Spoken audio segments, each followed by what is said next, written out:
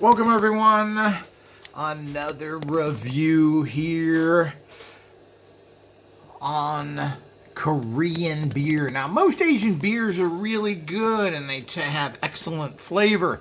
I've never had a Korean beer, so I just happened to get this with some Korean wines to see what they're all about. So we're going to open this one and see what it looks like. Of course, this has a usual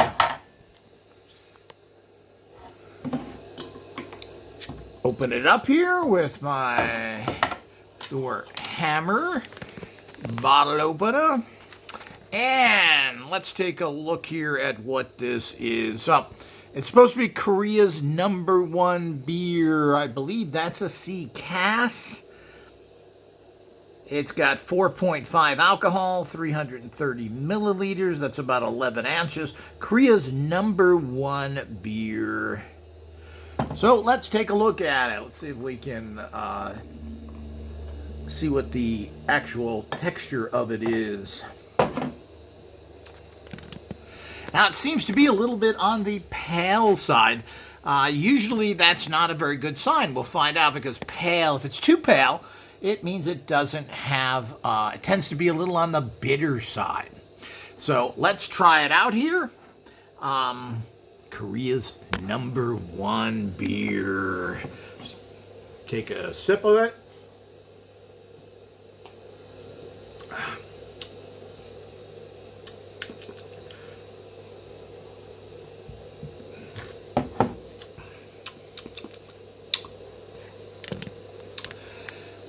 It does have the flavor that a lot of the beers out of Asia have. It's hard to say. It's not really bitter. So it's not that typical bitter problem you get from many European beers. And I have gotten a selection of beers that I will be reviewing here, including Belgian beer, the worst beer on the planet, and you'll be able to see it in person. Oh, aren't you lucky? So let's look at this yet again. Korea's #1 beer. You got to give it a minute or two for your palate to kind of catch up with everything.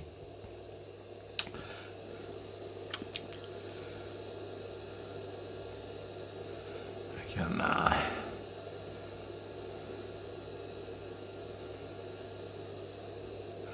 here's all the basic data on it.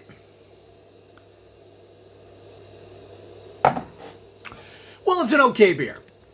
It's not, try a little bit more of that.